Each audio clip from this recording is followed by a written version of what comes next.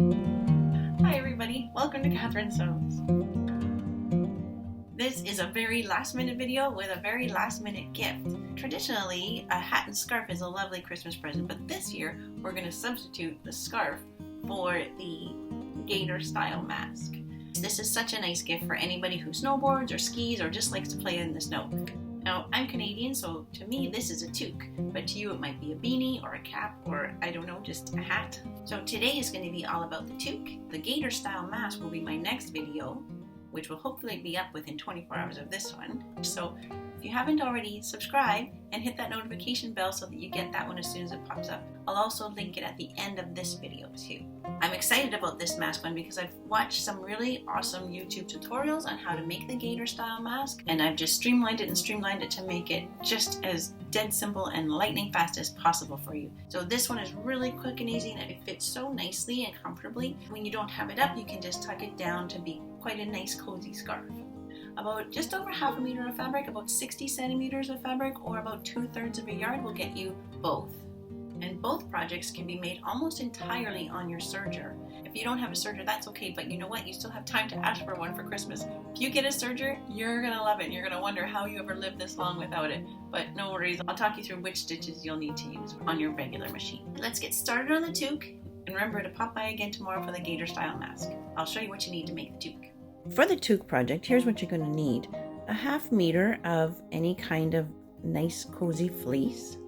2 pieces of computer paper. I'm using blue here so that you can hopefully see it a little bit better, but any kind of computer paper will do. It's 8.5 by 11 inches. A straight ruler and a curved ruler if you happen to have one. But if you don't have a curved ruler, you know what? A dinner plate actually works perfectly for this project too. You'll need some tape and pencil and probably an eraser. You're also going to need your paper scissors and your fabric shears. You'll need your sewing machine and matching thread, and that's it. So let's get started.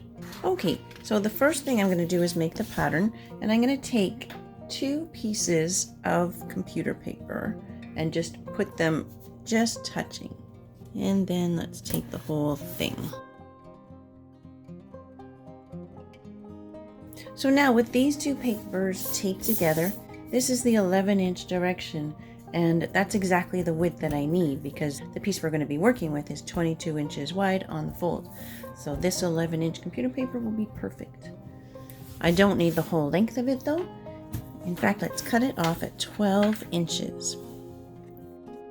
Good. So with my paper scissors, I'll just cut it right off at 12 inches. So now my paper is 11 inches by 12. On the long side, the 12-inch side, I'm going to draw another line that's 1/4 inch from the edge. Good.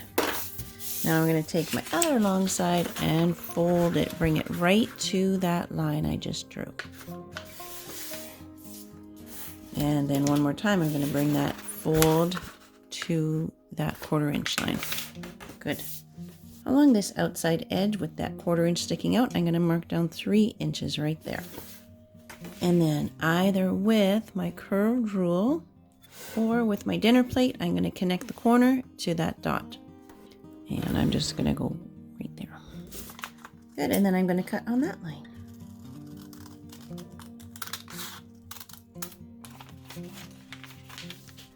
This is your pattern piece with the 2 peaks, and this side has a little extra seam allowance on it.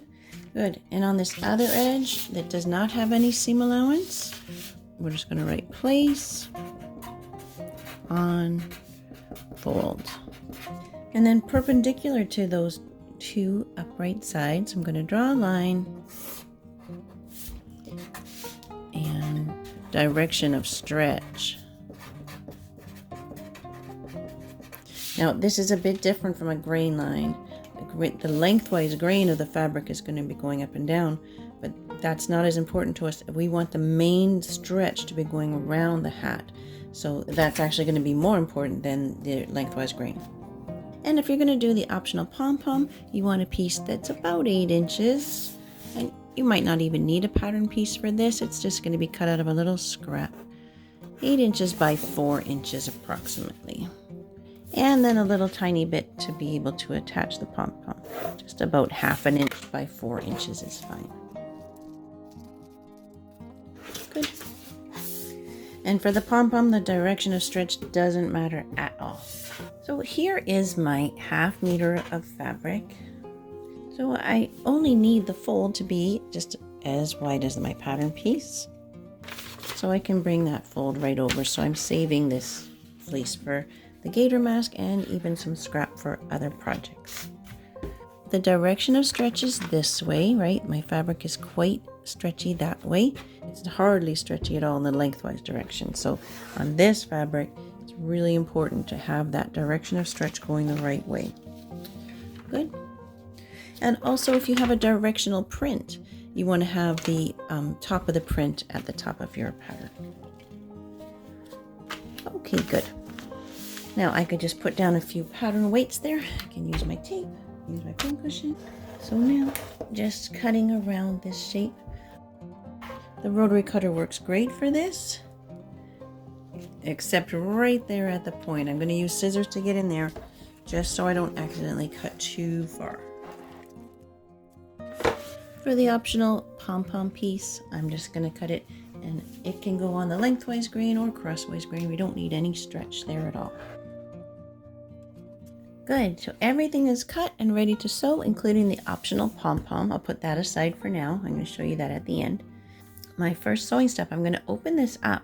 I'm going to start by finishing the edge at the bottom here. It's always easier to serge on a straight edge than it is to serge around a circle.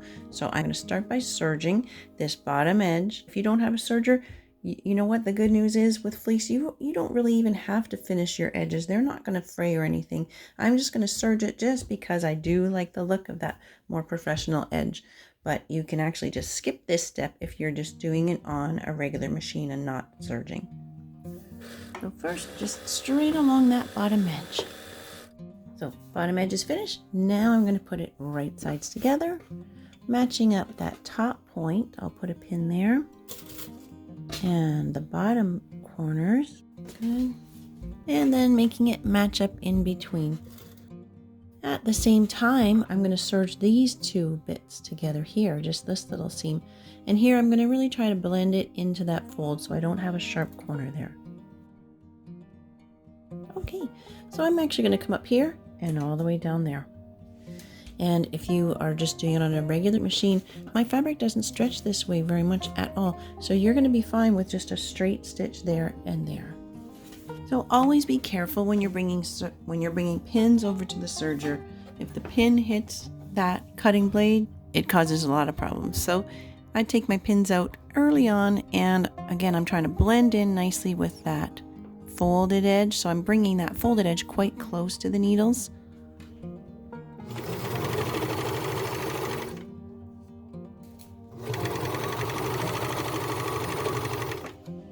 And then I can just go right into the next section, the other side that I pinned.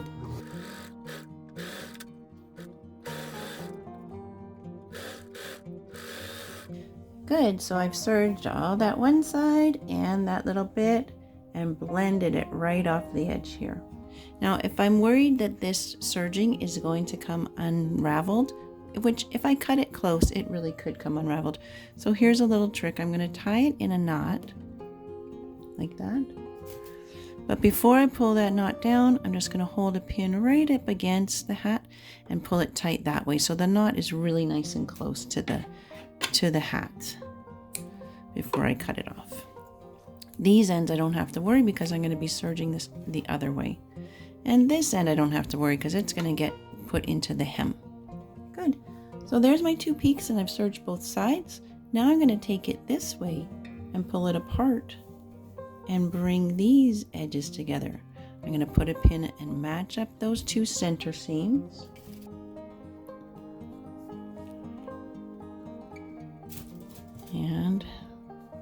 And I'm going to be serging, or you can straight stitch again right across the top of the hat here. If you're going to do the optional pom-pom, you're going to want to leave a little gap there. I'm going to just serge, chain off, come back on, and continue. So again, I want to blend this curve nicely, so I'm going to bring that folded edge right up close to the needles.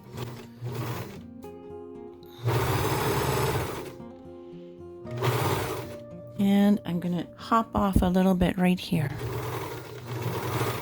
Hop off and top back on.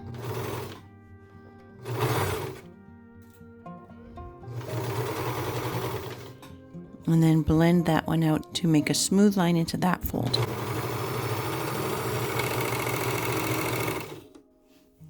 Good, nice and smooth. And again, these little folded edges, that's not going to get taken care of any other way. So I'm going to do the little knot trick again.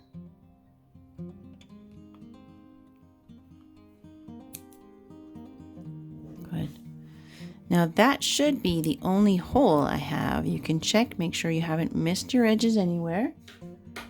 And if you have missed an edge, you can just maybe go over it again, either with your serger, or maybe it's better to go over it with your regular machine just to catch any little holes you might have there.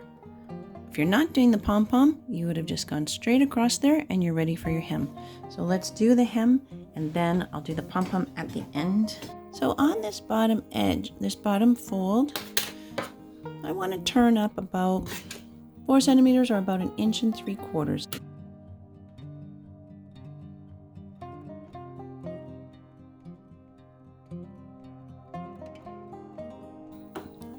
Good, so I've got about 4 pins around my circle. And now starting at my seam, I'm going to sew just on that serging all the way around. And this way there is quite a bit of stretch, so I should switch to a more stretchy stitch. So I'm going to use the zigzag stitch.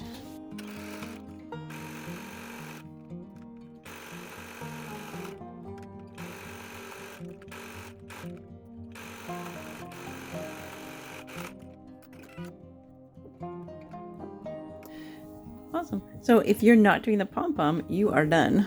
That was pretty quick. Let me show you the pom-pom. Okay, for the pom-pom, I'm taking that piece that's about 4 by 8, but again, it does not have to be super accurate. And I'm going to just slice into it. I'm going to leave it connected in the last 1/2 inch, and I'm going to just be slicing into it. Now I can use these little lines on my board, but again, it does not have to be anything super precise. I'm going to take my little small strip and put it to the inside, to the wrong side of my pom-pom piece. And I'm going to just do a little back tack there where they overlap. With it securely attached there, now I'm going to start rolling the pom-pom up. Good. Now I can either just take a needle and thread and sew that down. It's really thick, so I'm afraid I would probably break a needle if I put it under the machine. So I could take a needle and thread and whip stitch that down. Or if I really don't want to do that, I can just bring it down a little bit, pull it off a little bit, and then I've got a thinner piece to sew there. Okay, now I'm going to find that anchor piece in there. There's my pom-pom. I'm going to put the anchor piece right in that little gap. So it's going to sit like that. And I'll just go inside, push the anchor just to be right where all 4 seams connect here.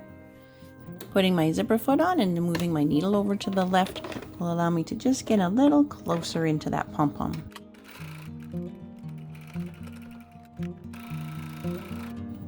So it's anchored in there strong, but I think still I will take a needle and thread and just attach that just so it's going to sit up a bit prouder. So I'm going to take my needle and go all the way through all of those layers.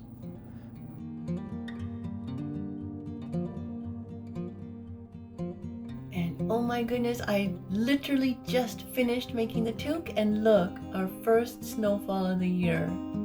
It just started snowing as I finished the toque. Good, so there's the toque. It's kind of nice and slouchy. If you don't want it slouchy, then you just wouldn't make it as tall. You could always cut a couple inches off the bottom. That would be fine too. And now it started snowing, so I got to get my dog out into the snow. I'll see you tomorrow for the gator mask. Okay, see you outside.